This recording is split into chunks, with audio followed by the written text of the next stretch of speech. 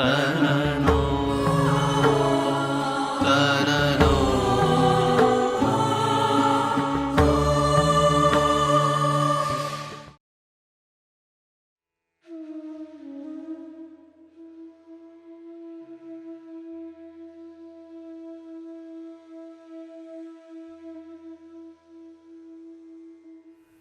श्रीहरिं परमानंदम उपदेष्टारमीश्वरं व्यापकं सर्वलोकानां कारणं तन्नमाम्यहम्। ज्ञानिनामपि चेतांसि देवी भगवती हि सा बलादाकृष्य मोहाय महामाया प्रयच्छति। आज नवरात्र अनुष्ठान के प्रथम दिवस पर देवी भागवत अंतर्गत शैलपुत्री यानी कि माँ पार्वती, उसी के बारे में बोलने से पहले सद्गुरुदेव भगवान के चरणों में कोटि कोटि वंदन। सबसे पहले देवी शब्द और सती पार्वती, उनके अनेक नाम हैं, शक्ति, सती, शिवानी, शाकंभरी, शताक्षी, मृडानी इत्यादि। तो जब हम सब जानते हैं रामायण के आधार पर माता सती जानकी जी की परीक्षा लेने हेतु जब अपना वेश बदलकर परीक्षा लेने गई, सती किन्न सीता कर बेशा शिव उर भयउ विषाद विशेषा जो अब करऊ सती सन प्रीति मीटई भगति पथु होई अनीति। ये भगवान शिव जी ने मनोमन विचार कर लिया और संकल्प कर लिया, जो हमारे इष्ट देव है और हमारी जो माता जानकी है, आज उनके बारे में ये सती संशय कर रही है, तो फिर अब इस जन्म में तो मैं उनके साथ प्रीति नहीं कर सकता। और वही बात आई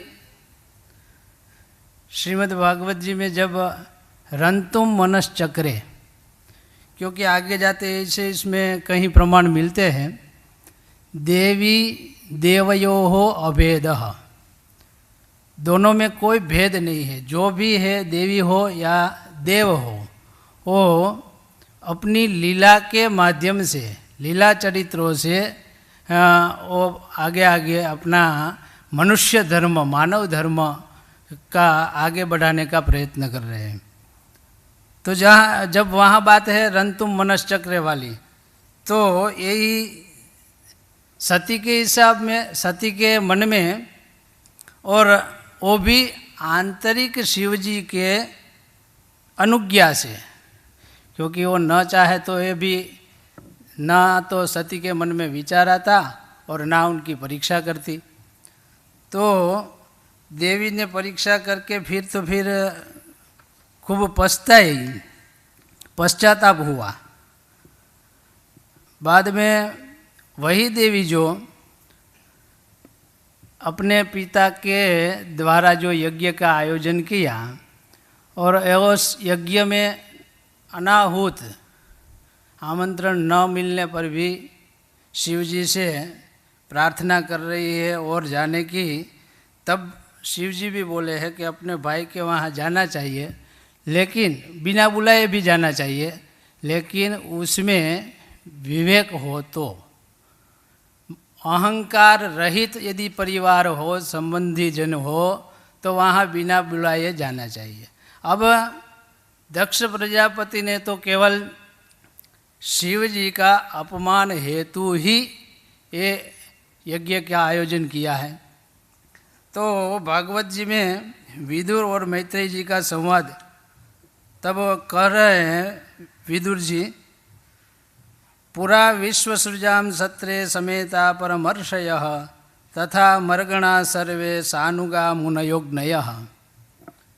जब ये यज्ञ का आयोजन किया तब सब ऋषि मुनि गए, पार्वती जी को समाचार मिला, वो भी जाना चाहती थी, लेकिन तब उस समय शिव जी पार्वती जी को समझा रहे हैं।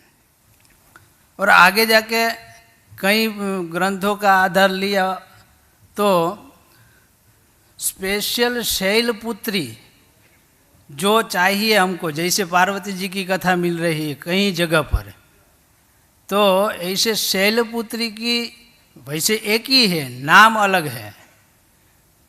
जब ये सती अपना देह त्याग योगाग्नि के द्वारा कर रही है, बाद में दूसरा जन्म, पूर्व जन्म में सती, दूसरा जन्म में जैसे हिमालय के वहाँ अस्त्युत्तर श्याम दिशि देवतात्मा हिमालयो नाम नगाधिराज। तो ये हिमालय, ओ हिमालय कैसा है, मानदंड, हमारी संस्कृति का धरोहर और मानदंड स्वरूप में हिमालय वहाँ स्थित है। और वहीं के हिमालय के वहाँ पुत्री के स्वरूप में जो पार्वती है वो जन्म धारण करती है, अवतरित होती है। तब एवं वदन्ति सा तत्र ददाह आत्मानं आत्मना स्वायंभुवेऽपि काले च दक्ष प्राचे तसोऽभवत्। पार्वती चा भवद्देवी शिवदेहार्धधारिणी मेना गर्भम समुत्पन्ना भुक्ति मुक्ति फलप्रदा। ये पार्वती जी मेना के माध्यम से और भुक्ति मुक्ति प्रदान करने वाली देवी का अवतरण हुआ। इतनी सामर्थ्य शक्तिशाली होने पर भी अब सामान्य वैसे देवी के बारे में चर्चा तो करेंगे ही पूरा 9 दिन, लेकिन तब भी देवी शब्द का और देव शब्द का अर्थ केवल जाति विशेष शाब्दिक भेद है। जो देव शब्द है पुल्लिंग है, देवी शब्द जो है स्त्रीलिंग है, लेकिन एक ही धातु से तो हुआ है। देवो क्रीडा विजिगीषा व्यवहार द्युति स्तुति मोद मद स्वप्न कांति गतिषु। तो इस तरह से देवी का अर्थ यहाँ भाष्यकार ने दिया है। दिव्यतीति देवी, देवयति प्रवृत्ति निवृत्ति उपदेशेन यथाधिकारं क्रीडति व्यवहारयति आत्मतया द्योतते स्तूयते मोदते मद्यते सुप्यते काम्यते गम्यते प्राप्यते च। तो ये आधार पर देवी का अर्थ तो यानी संसार की जो भी क्रिया है, संसार का कोई भी कर्म है, वो इसके अलावा कोई है ही नहीं। ये केवल देवी शब्द का अर्थ में ही पूरा संसार का व्यवहार आ जाता है। तो ये देवी जैसे उसमें आगे फिर कहा है, देव्या या ततमिदम जगदात्म शक्तिया निशेष देवगण शक्ति समूह मूर्तिया, मार्कंडेय पुराण और दुर्गा सप्तशती। तो इसी देवी के पराक्रम से, देवी के अध्यात्म उपासना से ये देवी पार्वती के स्वरूप में शिव जी के साथ ही फिर उसका विवाह हुआ। आगे जाके उसमें दक्ष प्रजापति के बारे में लिखते हैं और कहते हैं, यह एतन मर्त्यम उद्देश्य भगवत्य प्रतिद्रुहि द्रुह्यत्यज्ञ पृथक दृष्टि तत्वतो विमुखो भवेत। यहाँ थोड़ी वैदिक चर्चा कर रहे हैं, वैदिक के बारे में, जो परंपरागत वेदे ये वादा अर्थवादा उसी के ऊपर बोल रहे हैं। जैसे वेद में पूरा सिद्धांत बताया है वैदिक धर्म के अनुसार, उसके विमुख अथवा तो उसके विरोध में या तो अपना अहंकार से दक्ष प्रजापति जो है वो अहंकार का माध्यम अथवा अहंकार स्वरूप धारण करके ये यज्ञ का आयोजन किए। तब अन्यथा जो यज्ञ तो है अक्षयम हवे चातुर्मास्याम याज्ञिनः सुकृतम भवति, यज्ञ करने वालों को फल तो पूरा सुकृत फल मिलता ही है, लेकिन उसमें जब अहंकार समेत या तो काम्य यज्ञ जो होता है वो पूरा अपनी इच्छा को पूर्ण होने नहीं देते और परमात्मा भी उसमें प्रसन्न नहीं होते। और यज्ञ का वास्तव में हमारी रुचा जो है यज्ञेन यज्ञम अयजंत, यज्ञमय ही पुरुष है, यज्ञमय ही भगवान है। तो उसी यज्ञ के द्वारा अब आज अहंकार के वश दक्ष जी ने शिव जी का निमंत्रण भी नहीं किया और आसन भी नहीं लगाया। और इसी भाव से यज्ञ अंत में तो क्या करते हैं हम कोई भी यज्ञ में उसमें ईशान्याम रुद्र कलशे त्याग, कोई भी यज्ञ हो चाहे देवी याग हो या तो विष्णु याग हो महारुद्र हो जो भी हो, लेकिन अंत में जाके ईशान्याम रुद्र कलशे त्याग। तो ये जो उद्देश्य था, मुख्य तो जो फल अर्पण करना है वो तो हमको रुद्र को ही करना है, शिव जी को ही करना है। आज दक्ष प्रजापति वो भूल गए और अपमान का भाव से ही यज्ञ का आयोजन किया। फिर उसी यज्ञ में पार्वती जी गई तो सही, लेकिन किसी ने बोला ही नहीं, सब कथा जानते हैं। अपमान होने के कारण जो अपना शरीर योगाग्नि के द्वारा उसमें भस्म कर दिया। फिर दूसरे जन्म में वही हिमालय के वहाँ शैलजा, शिला, पहले तो शिला या भाव शैल, शैल नाम हिमालय, तस्य पुत्री अथवा शैले जाता इति शैलजा, तस्य कन्या पार्वती। देहाभिमानो अहंकारो वहाँ लिखा है दक्ष के बारे में। और अहंकार जो है वो भी 3 प्रकार के हैं। देहाभिमानो अहंकारो ममत्वम गेहमाश्रितम अहंकारस्तथा चैष त्रिविधो लोक कारणम। ये अहंकार के देहाभिमान अहंकार, फिर तेरा और मेरा वाला ममत्व अहंकार, फिर गेहादि यानी जो अभी चीज़ वस्तु सामान जो भी है सांसारिक पदार्थ उसका अहंकार। तो ये 3 प्रकार के अहंकार। और अहंकार उपासकों का भी 3 प्रकार बताया उधर। अहंकार उपासक, अहंकारी जो है उनका भी जो उसमें 3 प्रकार इस प्रकार के हैं। जो विवेकपूर्ण अहंकारी होता है, विवेकपूर्ण अहंकारी, वो सत्वस्थ अहंकारी, सत्व अहंकारी कहेंगे, और वो विष्णु भगवान को प्रिय लगता है। फिर आत्मव्यक्तिम समीहन्ते, यानी मैं ही कर रहा हूँ, मेरे से ही सब कुछ हो रहा है, ये जो है उसमें ब्रह्मा प्रिया एतादृशा अहंकार उपकारका। देह गेह रता स्वार्थ चिंतका, ये 3रा प्रकार है। इसी प्रकार ये पार्वती का पूरा चरित्र सुनकर, और जब शिव जी ने पार्वती जी के साथ पूरा लीला अपना करनी थी, उसी का ये एक आधारभूत या तो देवी का आधार लेके वो पूरी अपनी लीला की।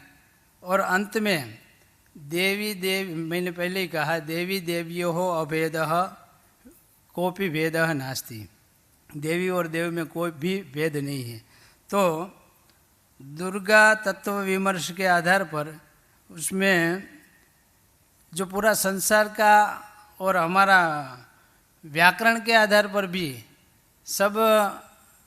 सबसे पहले तो कर्ता, कर्म, करण, संप्रदान, अपादान, संबंध और अधिकरण, ये 7 प्रकार के आधार से हमारा पूरा संसार का व्यवहार चलता है। उसी के आधार पर एक एक का उदाहरण देख के लिखा है मैंने। कोई भी स्तुति करे तो आप, हम जैसे गणपति अथर्वशीष करते हैं तो उसमें बोलते हैं त्वमेव प्रत्यक्षम तत्त्वमसि त्वमेव केवलम कर्तासि। उसी के आधार पर जो देवी है कर्ता के स्वरूप में, कर्त्री के भाव में देखा जाए तो ओम सती साध्वी भव प्रीता भवानी भव मोचनी इत्यादि वो अपना कर्तृत्व भाव में है। फिर वही देवी के माध्यम से कर्मफल देखा जाए, सर्वा बाधा प्रशमनम त्रैलोक्यस्याखिलेश्वरी। देवी के प्रभाव से, उनकी उपासना से, देवी की साधना से हम जो भी कर्म करते हैं और आखिर जो भी कर्म का फल है वही देवी ही है। इसलिए वहाँ मार्कंडेय पुराण में लिखा सर्वा बाधा प्रशमनम त्रैलोक्यस्याखिलेश्वरी। तो ये कर्म फल स्वरूप देवी का वहाँ निरूपण है।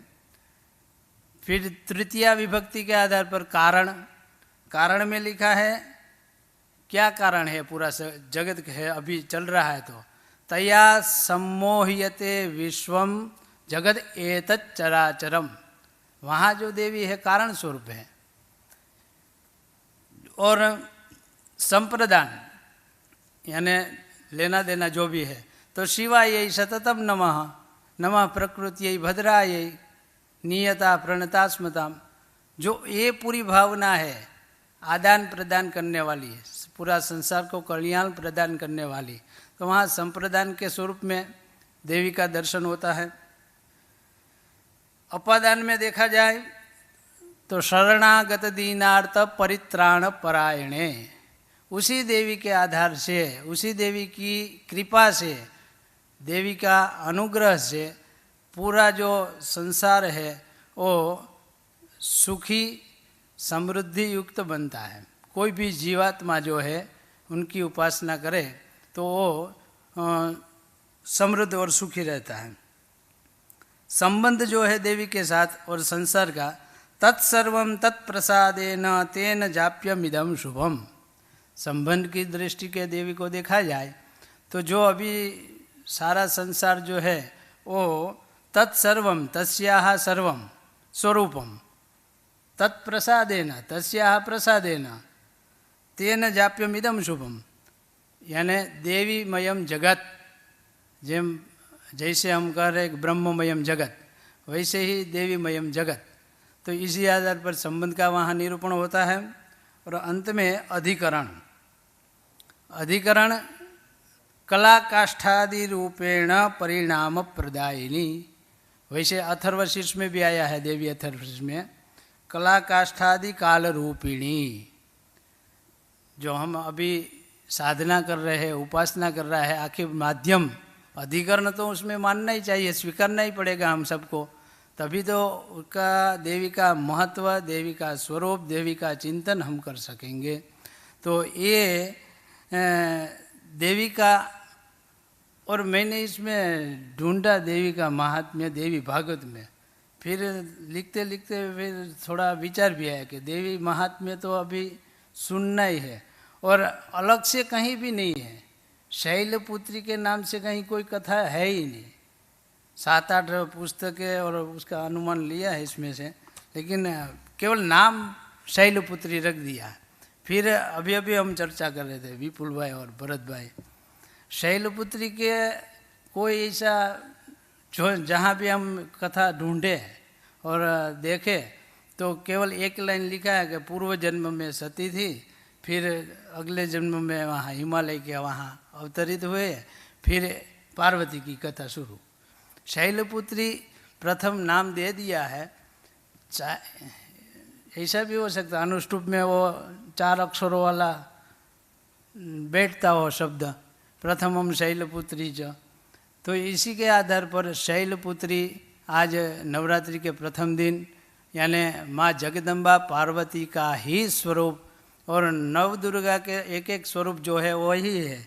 मूलतः तो सती पार्वती का ही स्वरूप है। और यही चिंतन के साथ मेरा जो है ये वाग पुष्प श्री श्याम भाई के चरणों में समर्पित करी। पूज्य गुरुदेव के चरणों में समर्पित करके मैं अपनी वाणी को विराम देता हूँ। जय श्री कृष्ण।